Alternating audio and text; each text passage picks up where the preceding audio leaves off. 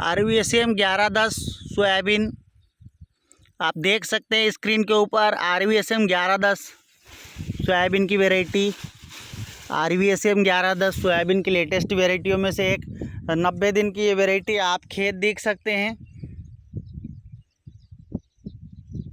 आप खेत देखें और खेत देखने के बाद में इसकी स्थिति देखें।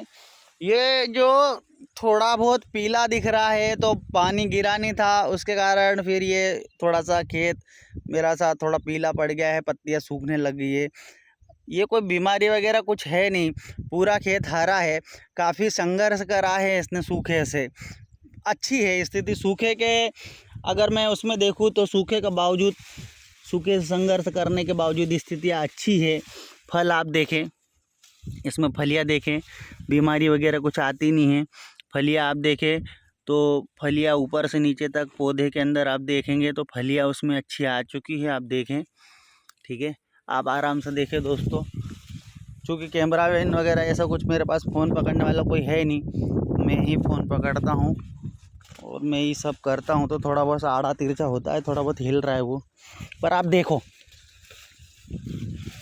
ये देखें, ये इस तरह का कुछ इसका फलियों का कॉन्सेप्ट है।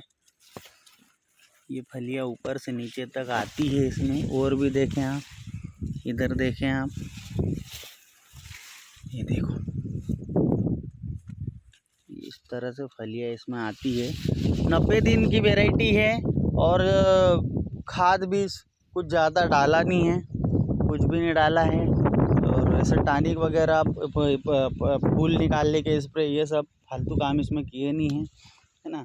ये तो अब रासायनिक किया क्या है, तो इल्ली मारने की दवाई डाली है ना। इल्ली मारने के 3 स्प्रे हुए हैं इसमें, और 2 फंगीसाइड उसके साथ ही दे दिया था साथ में, एक बार शुरुआती अवस्था में और एक बार 60 दिन की अवस्था में।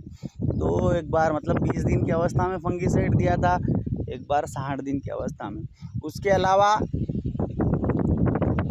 3 बार इल्ली मार दी इसके अंदर। इल्ली मारने के स्प्रे 2 बार हल्के फुल्के दवाइयाँ डाल दी थी, और फिर एक बार हल्के फुल्के से मतलब प्रोक्लेम, एक बार प्रोक्लेम डाला था, एक बार बेंजोइट डाल दिया है, और फिर डाल दिया है दोस्तों इसमें कोराजन। ऐसे 3 स्प्रे करे हैं, आखिरी स्प्रे कोराजन का था। अब देखो इसको,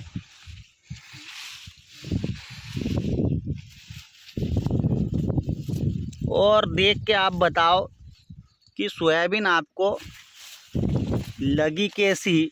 सोयाबीन अनुसंधान केंद्र की लेटेस्ट वैरायटियों में से एक है RVSM 1110।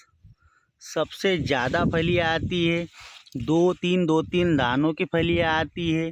फलियों के अंदर रुए आते हैं। रुए आने के कारण ये रहेगा कि इसको इल्लियाँ खा नहीं पाएगी, तो आखिरी का जो स्प्रे है वो आपका बच जाएगा। सबसे आखिरी का स्प्रे फलियाँ आने के बाद वाला। और चिकनी फलियाँ रहती है उसमें हमको आखिरी में फलियाँ आने के बाद भी अगर इल्लियाँ खाती है तो एक स्प्रे इल्ली मारने का करना पड़ता है। और इसमें क्या होगा, इसमें होगा कि ये रुएदार फलियाँ जो आएगी ना, तो रुएदार फलियाँ ये इल्लियाँ खाती नहीं है, तो आखिरी का स्प्रे हमारा बच जाएगा। फलियाँ जो है वो इल्लियाँ खाएगी नहीं, तो ये चीज़ इसमें ये एक बेनिफिट है। दूसरा, फलियाँ देखें कि फलियाँ उसमें कितनी हैं, है ना। और लेटेस्ट वैरायटी है, लेटेस्ट वैरायटी है मतलब कि जो पिछली बीमारी आ रही थी पिछली वैरायटियों में, उन सब के इसके अंदर टीके लगे हुए हैं, तो वो बीमारियाँ कवर है इसमें। पीला मोजा, गड़ना, सड़ना या कुछ भी, मध्यम अवधि की वैरायटी है। बहुत लेट भी नहीं आती है, बहुत जल्दी भी नहीं आती है, 90 दिन में आ जाती है। अच्छी कभी तगड़ी बारिश होगी तो 95 दिन में आएगी, पर अगर मध्यम बारिश होगी तो 90 दिन में पककर आपके यहाँ तैयार हो जाएगी। और ज़्यादा बारिश होने पे फलियों से लदे हुए पौधे, और पूरे खेत में, पूरे प्लॉट में इसी तरह के पौधे हैं। मुझे कुछ इसको बेचना नहीं है कि बीज के लिए मैं इसको इतने 1000 रुपये और उतने 1000 रुपये कुंटल में बेचूंगा। मुझे उन चीज़ों से कोई मतलब नहीं है। मुझे ये दिखाना है किसानों को कि आप अच्छी वैरायटी लगाएं, आप एक एक पौधे देखकर वैरायटियों का चयन नहीं करें, आप कंपनियों के ब्राउज़र देख कर के एकदम से उन प्रपंच में नहीं पड़े, आप खेत पर देखें। आप आएँ ग्राम दाहोद, तहसील कुक्षी, जिला धार, कीर्ति कुमार जी मंडलोई मेरे पापा का नाम है। आप आएँ, ये हमारा खेत है और खेत में आकर के आप देखें और उसके बाद आप तय करें कि आपको कौन सी सोयाबीन लगानी है। ऐसे ब्राउज़र और पैम्पलेट के ऊपर देख कर के सोयाबीन की वैरायटियों का चयन नहीं करें, या कोई बीज बेचने वाले के कि ये उतनी पक जाएगी, ये 20 कुंटल पक जाएगी बीघा की। 20 कुंटल सोयाबीन पकती नहीं है बीघा की, एक बात आप याद रखें। 15 न 20 कुंटल और 50 कुंटल वैरायटी कोई पकती नहीं है बीघा की, 5, 7, 8, 10 कुंटल पकती है एक बीघा में। ऐसा कोई फालतू बातों में आप नहीं पड़े। कंपनी वाले आपको बोल देते हैं कि ये वाली दवाई डाल दे, आप 5 कुंटल प्रति बीघा भी उत्पादन बढ़ जाएगा, 50 किलो प्रति कुंटल बीघा उत्पादन बढ़ जाएगा, 1 कुंटल प्रति बीघा उत्पादन बढ़ जाएगा। आप उस चक्कर में डाल भी देते हैं। आप देखें यहाँ पे कोई ज़्यादा फालतू प्रपंच करे नहीं है, ज़्यादा स्प्रे कुछ ऐसे करे नहीं है कि हमको चमत्कारिक परिणाम मिले। ऐसे कोई खाद डाल के इस फसल को मैंने चमकाया नहीं है। तो आप देख सकते हैं कोई टानिक, कोई खाद ऐसा चमकाया नहीं है।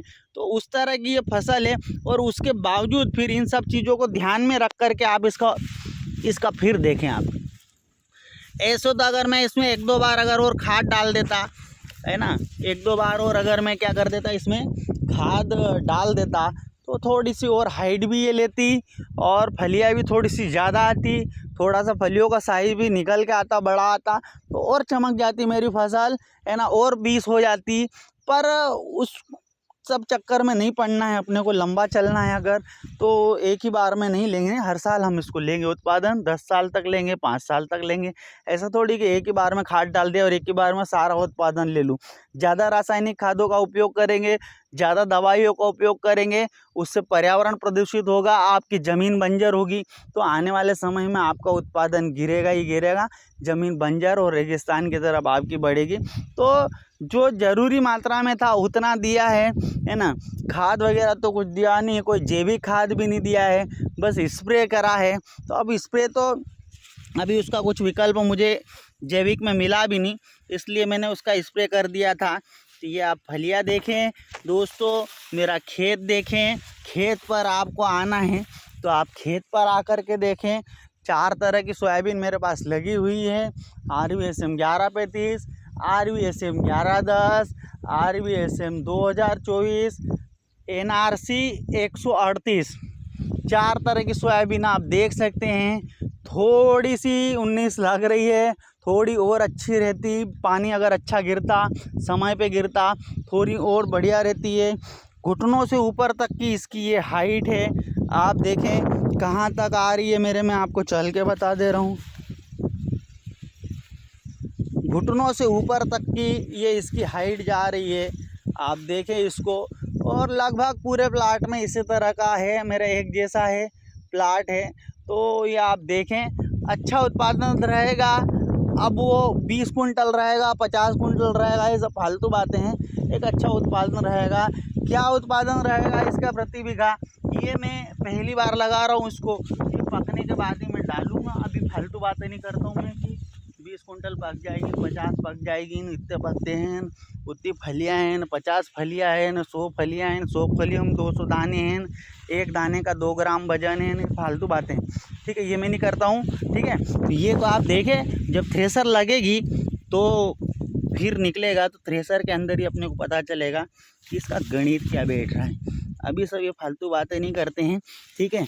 अभी अगर पानी नहीं गिरता तो उसको अवेयरनी आ गई थी, वैसे भी ये, ठीक है। ये सब फालतू बातें, इतनी निकलेगी उतनी निकलेगी, तो फिर वीडियो क्यों बना रहा हूँ? वीडियो इसलिए कि आने वाले समय में हमारे जो किसान हैं ये अच्छी वेराइटियों का चयन करें, है ना। मैं बीज नहीं बेचता हूँ, ठीक है। आप कहीं से भी ले तो आप अच्छी वेराइटियों का चयन करें, तो आपको फ़ायदा रहेगा। और किसान अच्छी वेराइटियाँ लगाएगा तो उसका खर्च कम आएगा, उत्पादन भी ज़्यादा बैठेगा। तो ये सब चीज़ें रहेगी। धन्यवाद आपका। जय जवान जय किसान। वीडियो कैसा लगा ज़रूर कमेंट करें।